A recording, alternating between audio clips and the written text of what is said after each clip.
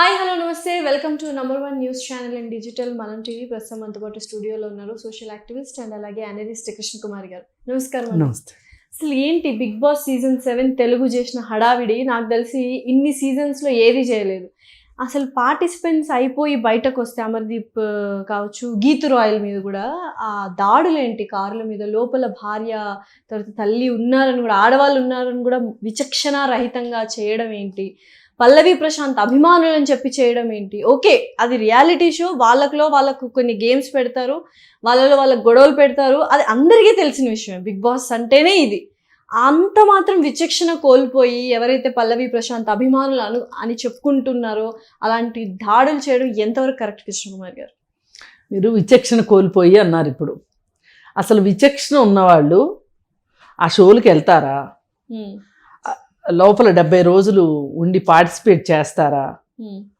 అసలు విచక్షణ ఉన్నవాళ్ళు అట్లాంటి షోస్ డిజైన్ చేసి రన్ చేస్తారా? అలాంటి విచక్షణ ఉన్నవాళ్ళు అసలు ఆ షోస్ చూస్తారా? వీటన్నిటికీ మీరు నాకు సమాధానం చెప్తే అసలు వీళ్ళ విచక్షణ గురించి మాట్లాడదాం. ఇప్పుడు ఎవరైనా కమర్షియల్ ఆస్పెక్ట్ లోనే తీసుకుంటారు. ఇప్పుడు దేనికైనా హద్దులు సరిహద్దులు ఉంటాయి. తెలుగుకు సంబంధించిన ఆల్మోస్ట్ ఓవరాల్ ఈ షో ఎంత ఫేమస్ అందరూ చేస్తున్నారని మనం చేయడం. ఇప్పుడు మీరు ఎన్నన్నా చెప్పండి, నేను మన దేశాన్ని తక్కువ చేస్తున్నానని కాదు. విదేశాల్లో చట్టాలు లేకపోయినా సెన్సిబుల్గా ఉంటారు పీపుల్. ఒక సెన్సిటివిటీ ఉంటుంది వాళ్ళకి. మన దేశంలో చట్టాలున్నా సెన్సిబిలిటీ ఉండదు. మీకు ఎగ్జాంపుల్ చెప్తా. ఇప్పుడు థర్డ్ జెండర్స్ ఉన్నారు, అందరికి తెలుసు కదా థర్డ్ జెండర్స్. ఈ థర్డ్ జెండర్స్ గురించి వాళ్ళని కూడా సమానమైన పౌరులుగా గుర్తించాలి అని మన దేశంలో చట్టం ఉంది. అయినా మనము వాళ్ళని గౌరవించము, వాళ్ళని గుర్తించము. వీలైతే వాళ్ళని గేల్ చేస్తాము, ఎగతాళి చేస్తాము. వాళ్ళ పేర్లతోటి మామూలు వాళ్ళు పిల్లల్ని ఏంట్రా ఆడంగోళ్ళలాగా, లేదంటే నువ్వు కొజ్జావోనివి, ఇట్లా మాట్లాడుతూ ఉంటారు. అంటే ఇక్కడ ఇలా మాట్లాడితే చట్టం ప్రకారం తప్పు, అయినా మాట్లాడతారు. ఇప్పుడు వేరే దేశాల్లో చట్టాలు లేవు. ట్రాన్స్జెండర్స్కి ఉన్న చట్టాలు మన దేశంలో ఉన్న చట్టాలు వేరే దేశాల్లో లేవు. ఒక ట్రాన్స్జెండర్స్ అనే కాదు, చాలా చట్టాలు, సమాన పనికి సమాన వేతనం అని కానీ, పని ప్రదేశాల్లో లైంగిక వేధింపుల చట్టం అని కానీ, వరకట్న వేధింపుల చట్టం అని చాలా చట్టాలు లేవు వేరే దేశాల్లో. కానీ మనుషులు కొంచెం సివిల్ సొసైటీకి సెన్సిబుల్గా ఉంటారు. కరెక్ట్. ఇప్పుడు ఇదే మనం ఇక్కడ వర్తింపజేసుకుంటే బిగ్ బ్రదర్ అని అమెరికాలో కానీ లండన్ లో కానీ ఐ థింక్ ఆ షో శెట్టి గారు విన్నర్ అయ్యారు. ఆ షో ఉంది. దాని నుంచి వచ్చింది ఈ బిగ్ బాస్. దాని నుంచి వచ్చిన జబ్బే ఇది. మనం ఏం చేస్తున్నాము అంటే మన దేశ ప్రజలు అన్ని రకాల సంస్కృతులకి సంస్కారాలకి దగ్గరగా ఉన్నారా లేదా, అన్నిటినీ ఆకలింపు చేసుకోగలిగిన పరిస్థితిలో ఉన్నారా?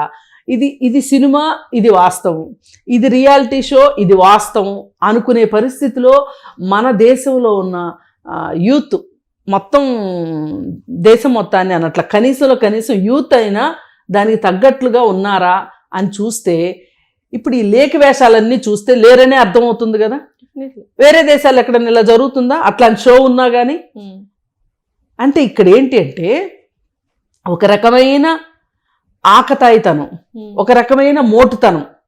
నన్ను ఎవరు పట్టుకుంటారులే, నేను చేసేది తప్పు కాదు, నేను గుంపులో చేస్తున్నా, గుంపులో గోవిందలాగా అందరినీ పట్టుకున్నప్పుడు నా దాకా వస్తారు, అప్పుడు చూసుకుందాంలే. అసలు ఎంత నిజంగానే ఆల్రెడీ అమర్దీప్ గారి వాళ్ళ అమ్మగారు చాలా బాధపడ్డారు. ఒక వీడియోలో అనవసరమైన మాటలు, ఒక ఆడ వాళ్ళనే కించపరుస్తూ మాట్లాడిన మాటలు పల్లవి ప్రశాంత్ వాళ్ళ అభిమానులతో ఒక వీడియో ఒకటి రిలీజ్ చేశారు. ఇలా అంటారేంటి మీరు, అసలు ఎందుకు ఇలా అంటున్నారు, మీకు తెలుసా? ఇదంతా కాదండి, ఇదంతా స్క్రిప్టెడ్ ప్రోగ్రామ్. ఇది కూడా మాస్ మసాలా. ఇప్పుడు సీజన్కి కొంచెం మరి పోయినసారి సీజన్లో అయితే బిగ్ బాస్ బాగా రేటింగ్స్ పడిపోయింది. అసలు నెక్స్ట్ బిగ్ బాస్ ఉంటుందా ఉండదా అనే పరిస్థితిలో ఉన్న పరిస్థితిలో ఈసారి బిగ్ బాస్ పెట్టారు. పెట్టిన దగ్గర నుంచి కూడా వీళ్ళు అనవసరమైన ఒక క్యూరియాసిటీని, అనవసరమైన ఉత్సాహాన్ని పెంచుతున్నారు ప్రజల్లో. అంటే ఎలా అంటే ఇప్పుడు అభిమానులు అని, ఇతని అభిమానులు అతని ఫ్యామిలీని గురించి మాట్లాడటం, అతని అభిమానులు దీన్ని కౌంటర్ చేయటం, ఇదంతా స్క్రిప్టెడ్ ప్రోగ్రామే. ఈ అభిమానులు ఎక్కడో లేరు. వీళ్ళ ఈ టీవీ షో టీం అయితే ఎవరైతే పనిచేస్తున్నారో వాళ్ళే మొదలెడుతున్నారు. ఇంకా పని పాట లేని ఆకతాయిలు ఉంటారు కదా, విచక్షణ లేని వాళ్ళు, ఇందాక మీరు అన్న విచక్షణ లేని వాళ్ళు, వాళ్ళంతా కూడా వచ్చి ఆకతాయి గుంపంతా వచ్చి చేరుతున్నారు. దాంట్లో చేరి ఇదంతా మనమే చేస్తున్నాం అనే ఫీలింగ్లో వాళ్ళు ఉన్నారు. కానీ వీళ్ళందరినీ మొబిలైజ్ చేసి వీళ్ళందరి చేత ఇలా మాట్లాడిస్తున్న వాళ్ళు ఆ షో వాళ్ళే అన్న సంగతి వీళ్ళకి తెలియదు. కొన్ని సినిమాల్లో విలన్ కింద పనిచేసే వాళ్ళకి విలన్ ఎవరో తెలియదు, మెయిన్ విలన్ ఎవరో ఉన్నారు అనుకుంటారు. ఆ ఎవరినో వీళ్ళెవరో చూడరు, కానీ అక్కడి నుంచి ఆదేశాలు వస్తాయి, వీళ్ళు పాటిస్తారు. బిగ్ బాస్ లో కూడా అంతే కదా, బిగ్ బాస్ నుంచి ఆదేశాలు వస్తూ ఉంటాయి. ఆ బిగ్ బాస్ అనే మనిషే లేడు యాక్చువల్ గా. ఇక్కడ కూడా అంతే. ఇప్పుడు ఈ ఆకతాయి కుర్రాళ్ళందరినీ మొబిలైజ్ చేసిన వాళ్ళు వీళ్ళు చేయించిందే ఇదంతా, వాళ్ళు చేసింది కాదు. ఇప్పుడు ఒక్కొక్కసారి పబ్లిక్ మీటింగ్స్ లో ఎవరో ఒకళ్ళు చెప్పో ఏదో ఒకటి ఇస్తుంటారు, అది వాళ్ళు ఉద్దేశపూర్వకంగానే వాళ్ళు చెప్పిస్తుంటారు. మిగతా వాళ్ళందరికీ ఉద్దేశం లేకపోయినా వీళ్ళు కూడా చెప్పులు ఇస్తుంటారు. అసలు చెప్పిస్తుందామని ఆ మీటింగ్కి రారు, రాళ్ళు వేద్దామని రారు, ఎవరో ఒకళ్ళు కావాలని రాయేస్తారు. వాళ్ళు రాయేశారు కాబట్టి వాళ్ళు కూడా మనలాంటి వాళ్ళే అనుకుని వీళ్ళు కూడా రాళ్ళేస్తారు. ఇది ఈ అరాచకమైన ప్రవృత్తి పెరగటానికి కావచ్చు, ఈ కృత్రిమమైన పోటీ పెరగటానికి కావచ్చు, తద్వారా వ్యూవర్షిప్ని పెంచుకోవటం వల్ల కావచ్చు. ఇది కేవలం ప్రొడ్యూస్ చేస్తున్న వాళ్ళు డబ్బులు సంపాదించుకుంటానికి మాత్రమే ఇదంతా చేస్తున్నారు. వాళ్ళ డబ్బుల సంపాదనకి వీళ్ళందరి బుర్రల్ని విషతుల్యం చేస్తున్నారు. వీళ్ళందరూ రేపు కేసుల్లో ఇరుక్కుంటారండి. ఆ అమ్మాయి గీతు రాయల్ ఒక వీడియోలో చెప్తుంది కదా, ఆ ఎర్ర చొక్కా వాడే, ఎర్ర టీషర్ట్ వాడు, జుట్టు బట్టతలవాడు అని చెప్తుంది కదా. ఇప్పుడు ఇట్లాంటి వాళ్ళని పట్టుకుంటారు. ఆల్రెడీ కార్ల మీద రాళ్ళు వేసి కార్లు అద్దాలు పగలు కొట్టిన వాళ్ళని పట్టుకున్నారు. వాళ్ళు కామన్ పబ్లిక్. ఈ కామన్ పబ్లిక్ ఇలా ఎందుకు చేయాల్సి వచ్చింది అంటే, వీళ్ళందరూ ఇంట్లో నుంచి వచ్చేప్పుడు ఇలా చేద్దామని వచ్చారా, అక్కడ ఒక రచ్చ క్రియేట్ అయింది. ఏది స్క్రిప్ట్ ప్రకారం. దానిలో వీళ్ళందరూ పావులయ్యారు. ఇప్పుడు వాళ్ళు 4-5 రకాల సెక్షన్స్ పెట్టి కేసులు పెట్టారు జూబ్లీ హిల్స్ పోలీసులు. ఇప్పుడు ఈ కేసులోంచి వీళ్ళు బయటికి వచ్చేది ఎట్లా వస్తారు చెప్పండి? ఒక్కసారి కేసులో ఇరుక్కుంటే, ఇప్పుడు ఒకవేళ పొరపాటున వీళ్ళల్లో ఎవరన్నా ఏ ఇంజనీరింగ్ చేసిన వాళ్ళు, లేకపోతే ఏ సాఫ్ట్వేర్ ఉద్యోగం చేస్తున్న వాళ్ళు అనుకుంటే, మిస్టేక్ ఎవరైనా ఉంటే వాళ్ళు వెళ్ళలేరు, ఈ కేసు క్లోజ్ అయ్యేదాకా వెళ్ళలేరు. వీళ్ళ మీద ఏ కేసులు లేవు అని చెప్పి పోలీస్ వెరిఫికేషన్లో ఎన్ఓసి ఉంటే గానీ, అసలు ఇప్పుడు లండన్ లాంటి చోట ఇక్కడ పోలీస్ వెరిఫికేషన్లో పోలీస్ క్లియరెన్స్ సర్టిఫికెట్ కనుక రాలేదనుకోండి, అక్కడ ఇల్లు కూడా అద్దెకెవరు లండన్లో. ఇక్కడ మన భారతదేశంలో లాగా కాదు. అందుకని మనం ఏంటంటే, నేను మాటికి మన భారతదేశం అనేది ఉద్దేశం ఏంటి అంటే, మనము ఈ విధమైన జాగ్రత్తలతోటి, ఈ విధమైన నాగరికతతోటి ఇక్కడ పిల్లలు చాలా మంది పెరగరు. ఈ పెరగకపోవటం వల్ల ఏం జరుగుతుందంటే, ఇట్లాంటిది ఏదన్నా వచ్చినప్పుడు వీళ్ళు అమాయకంగా ఇరుక్కుపోతున్నారు. ఇప్పుడు ఈ రోజుకి ఒక అమ్మాయిని వెంటబడి వేధించకూడదు అనే దాని విషయంలో ఒక చట్టం చేశారు అనే సంగతి చాలా మందికి తెలియదు. ఇప్పుడు నిర్భయ చట్టం వచ్చింది. ఒక అమ్మాయిని 30 సెకండ్ల పాటు తేరిపారు చూడకూడదు అని చట్టంలో ఉంది. ఎంతమందికి తెలుసు చెప్పండి? 30 సెకండ్లు చూడకూడదు. 30 సెకండ్ల పాటు ఆ అమ్మాయి ఇష్టానికి వ్యతిరేకంగా. ఇప్పుడు అమ్మాయి అర్థమైంది.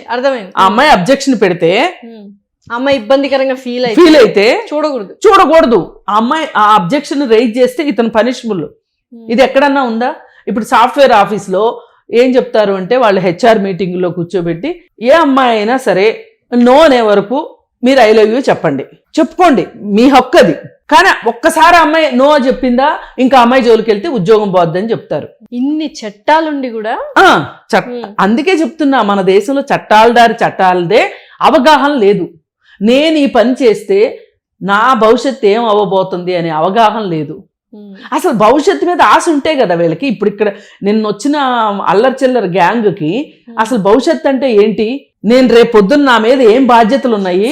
ఒక పౌరుడిగా ఉన్నాయా, ఒక కొడుకుగా ఉన్నాయా, ఒక అన్నకి ఒక చెల్లెలికి అన్నగానో లేకపోతే ఒక తల్లికి కొడుకుగానో ఏమైనా బాధ్యత. టీవీలో జరిగే ఒక బిగ్ బాస్ షో, ఒక రియాలిటీ షో కావచ్చు, నార్మల్ స్క్రిప్టెడ్ షో కావచ్చు, ఏదైనా దానికోసం మీరు అంత దూరం ప్రయాణించి అర్ధరాత్రులు వెయిట్ చేసి వాళ్ళు బయటకు వస్తే వాళ్ళని అసలు మీకు వాళ్ళకి ఏమైనా సంబంధం ఉందా?